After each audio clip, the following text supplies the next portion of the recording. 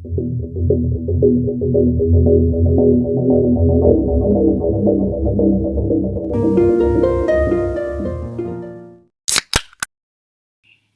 sahabat Weekly, kali ini kita akan terbang ke kota Los Angeles di Amerika Serikat.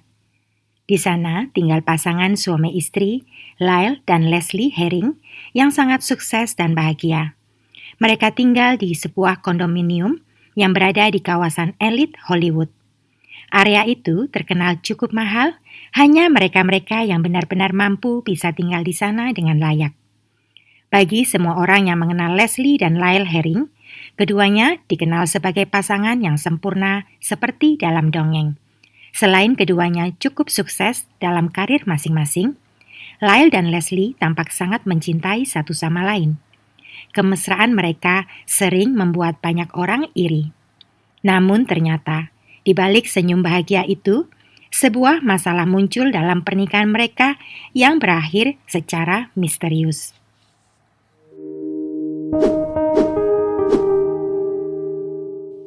Leslie Herring adalah seorang pekerja keras. Wanita berusia 46 tahun itu bekerja pada sebuah perusahaan home security di kawasan Hollywood. Saat Leslie masih kecil, orang tuanya membawa Leslie dan kedua saudaranya pindah dari Guyana ke Amerika Serikat demi meraih kehidupan yang lebih baik. Sedari kecil, Leslie dan adik-adiknya dididik untuk bekerja keras. Terbukti, berkat didikan itu mereka semua menjadi orang yang cukup sukses. Bahkan adik Leslie, Asa Davis, menjadi artis terkenal di Hollywood. Di mata keluarganya, Leslie dikenal sebagai sosok yang keras dan disiplin. Meski demikian, senyuman tidak pernah lepas mengembang di wajahnya. Leslie tidak suka omong kosong. Dia juga senang mengatur. Kedua adiknya memandang Leslie sebagai sosok yang penyayang dan selalu jadi teladan yang baik bagi mereka.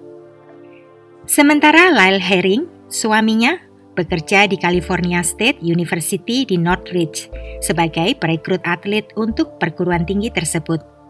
Meski sudah berusia 56 tahun, Lyle tetap tampak gagah. Dengan rambut gimbalnya yang selalu terikat, pria itu tampak modis sekali. Keluarga Leslie memiliki penilaian yang berbeda-beda tentang Lyle. Sebagian dari mereka menyukai pria itu, namun sebagian lagi curiga pada motif pria itu saat awal mendekati Leslie. Mereka yang tidak terlalu menyukainya merasa Lyle tipe pria penggoda wanita. Namun pada akhirnya, Lyle dan Leslie sanggup membuktikan pada semua orang bahwa cinta mereka tidak main-main hingga mencapai usia 11 tahun pernikahan.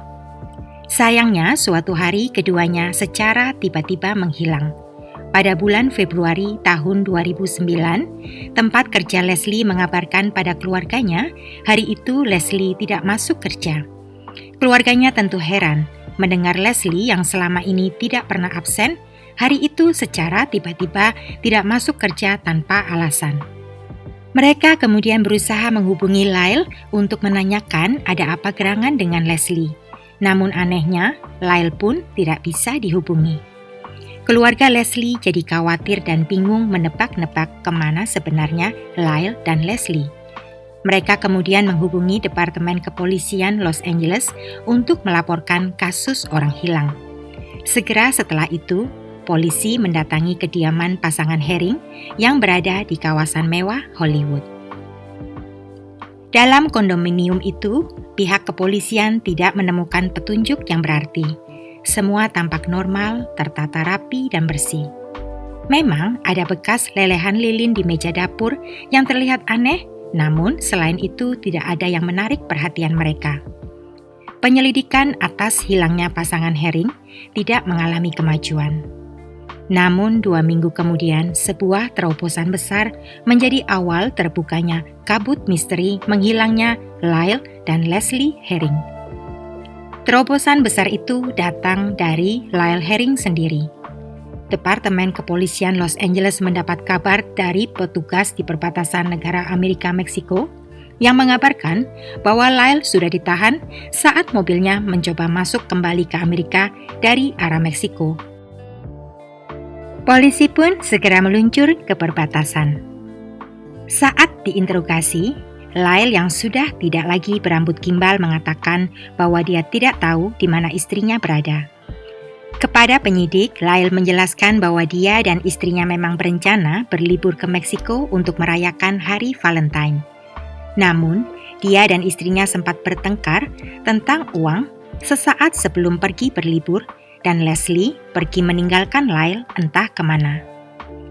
Saat itu, Lyle berpikir istrinya mungkin saja sudah duluan pergi ke Meksiko. Itulah mengapa dia pergi ke Meksiko berharap menemukan istrinya di sana. Lyle juga mengatakan bahwa dia berhutang pada beberapa penjahat yang mengikutinya ke Meksiko, dan di sana mereka menghukum Lyle dengan cara memotong rambut gimbalnya. Polisi tahu Lyle Herring berbohong. Interogasi itu berjalan hanya selama 30 menit. Setelahnya, Lyle langsung menolak memberikan keterangan lebih lanjut. Saat itu, pihak penyidik tidak memiliki bukti kuat untuk menahannya sehingga Lyle Herring dilepaskan. Tetapi polisi sudah mencurigai pria itu. Semua alasannya sangat tidak masuk akal. Setelah interogasi, Lyle kembali ke kehidupan normalnya, seakan tidak tampak kesedihan meski saat itu istrinya masih menghilang. Polisi pun melanjutkan penyelidikan dan segera melakukan penggeledahan di rumah pasangan Herring untuk mengumpulkan bukti-bukti lain. Dalam penggeledahan itu, sebuah surat yang ditulis oleh Leslie ditemukan di laci meja dekat kasurnya. Dalam surat itu, Leslie menuliskan bahwa dia tidak senang dengan cara suaminya mengelola keuangan keluarga. Leslie bahkan merasa sangat marah dan ingin mengakhiri pernikahan mereka. Polisi juga menemukan aksesoris milik Leslie dalam tasnya. Berdasarkan informasi dari pihak keluarga, Leslie tidak pernah sekalipun keluar rumah tanpa mengenakan aksesoris itu. Selain aksesoris, dalam tas Leslie juga ditemukan struk Starbucks tertanggal 4 hari setelah Leslie menghilang secara mencurigakan. Mereka kemudian pergi ke kedai kopi itu untuk memeriksa rekaman CCTV. Saat itu mereka berpikir akan melihat Leslie sedang membeli kopi karena struk itu ditemukan dalam tasnya. Namun, yang polisi temukan sangat mengejutkan. Tidak lain dan tidak bukan, justru Lyle Herring seorang diri yang muncul dalam rekaman sedang membeli segelas kopi. Polisi pun menyimpulkan bahwa Lyle dengan sengaja memasukkan struk itu ke dalam tas istrinya dengan tujuan menyesatkan penyelidikan polisi. Dalam penggeledahan, polisi juga menyita laptop dan ponsel milik suami Leslie. Dalam histori pencarian di laptopnya, Leslie diketahui mencari informasi yang sangat aneh dan mencurigakan tentang cara melarikan diri ke luar negeri. Sedangkan dalam ponselnya tercatat beberapa kali terjadi panggilan antara ponsel Lyle dan ponsel Leslie beberapa hari setelah Leslie menghilang. Tetapi, ketika polisi memeriksa catatan dari tower seluler, tampak bahwa kedua ponsel berada bersebelahan yang menandakan Lyle memegang kedua ponsel dan merekayasa panggilan untuk sekali lagi menyesatkan polisi. Saat itu pihak penyidik sudah sangat yakin bahwa Lyle Herring terlibat atas menghilangnya istrinya. Namun, mereka masih membutuhkan satu bukti terpenting yaitu Leslie ditemukan dalam kondisi hidup atau mati. Polisi pun meminta Lyle Herring untuk muncul ke publik dan meminta bantuan dalam pencarian istrinya di media. Hal itu dilakukan polisi sebagai strategi untuk memancing saksi-saksi yang berkaitan dengan kasus menghilangnya Leslie muncul ke permukaan. Dan benar saja, beberapa hari kemudian, polisi menerima dua kesaksian yang cukup penting. Kesaksian pertama datang dari sepupu Lyle yang bernama Malcolm. Kepada penyidik, Malcolm mengatakan bahwa 2 hari setelah Leslie menghilang, dia sempat mampir ke tempat Lyle. Keduanya lalu berbincang di depan gedung kondo dan dalam sebuah perbincangan, sepupunya mengatakan, "Aku akan terbakar di neraka karena apa yang sudah aku lakukan pada Leslie." Saat mendengar itu, Malcolm langsung khawatir pada keselamatan Leslie dan ingin memastikan kondisi istri sepupunya. Malcolm lalu mencari alasan agar bisa masuk ke dalam kondo Lyle dengan berpura-pura ingin pergi ke kamar mandi. Namun, secara aneh saat itu Lyle tidak mengizinkan sepupunya masuk ke kondonya. Melihat sikap Lyle yang sangat gelisah, Malcolm yakin sesuatu yang buruk sudah menimpa Leslie. Polisi yang kemudian memeriksa kamar mandi dalam kondo memang melihat keanehan di dalam kamar mandi Lyle. Banyak sekali handuk kering yang digantung dalam kondisi kusut seperti habis dipakai untuk mengeringkan sesuatu dalam jumlah banyak. Kesaksian kedua datang dari tetangga pasangan Lyle dan Leslie. Tetangga itu mengatakan bahwa suatu tengah malam sebelum Leslie menghilang, dia melihat Lyle mendorong sebuah gulungan karpet besar menggunakan doli ke arah parkiran mobil. Saat itu, Lyle tampak berkeringat dan terlihat sangat panik. Polisi kemudian membawa anjing K9 untuk mencari bukti dalam dua mobil Lyle yang saat itu diparkir sangat jauh terpisah tetapi dalam area parkiran yang sama. Dalam kedua mobil itu, anjing K9 mengendus bukti kuat adanya pembusukan di dalamnya.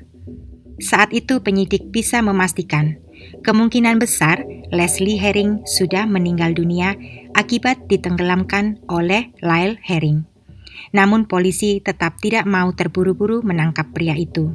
Mereka masih membutuhkan sebuah jasad untuk memperkuat kasus pembunuhan. Polisi pun mulai menguntit Lyle untuk mencari petunjuk di mana lokasi pria itu membuang jasad istrinya. Sebuah perangkat alat pelacak dipasang pada mobil Lyle. Dan benar saja, 2 hari kemudian sekitar pukul 6 pagi, Lyle Herring mengunjungi tempat pembuangan sampah di daerah Griffith Park sejauh 3 mil dari kediamannya. Sesampai di sana, Lyle mendekati dumpster, mengitarinya lalu kembali masuk ke mobilnya dan pergi. Setelah itu, anjing K9 kembali mengendus aroma pembusukan di sekitar area pembuangan. Namun ketika polisi melakukan penggalian di lokasi, tidak ditemukan jasad Leslie. Meski demikian, polisi sudah berhasil membangun dugaan mereka bahwa jasad Leslie memang dibuang di daerah itu. Kemudian, sampah diangkut oleh petugas kebersihan ke pusat TPA Los Angeles. Bila dugaan itu benar, maka besar kemungkinan jasad Leslie tidak akan pernah ditemukan.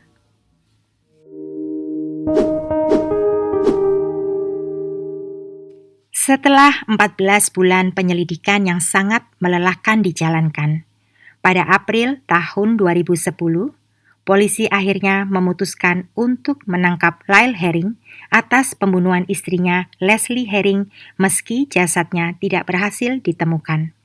Selama persidangan, jaksa berusaha meyakinkan para juri dengan semua bukti kuat yang sudah mereka kumpulkan bahwa Lyle memang pelaku pembunuhan istrinya.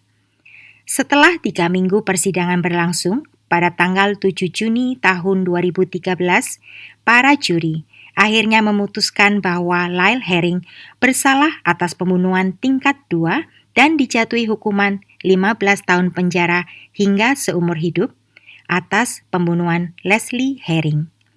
Menurut detektif yang melakukan penyelidikan, berkat bukti struk Starbucks yang dengan sengaja dipakai Lyle Herring untuk menyesatkan penyelidikan, akhirnya kedok kejahatannya terbongkar. Seandainya malam itu Lyle Herring tidak pergi kemana-mana dan memilih tinggal di rumah, kemungkinan besar kasus itu tidak akan pernah terselesaikan. Hingga saat ini, jasad Leslie Herring belum ditemukan. Satu-satunya orang yang tahu hanya Lyle Herring.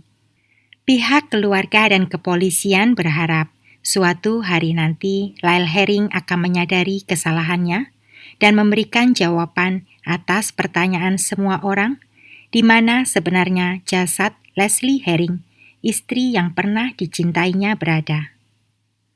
Itulah akhir kisah Weekly kali ini. Bagaimana menurut kalian?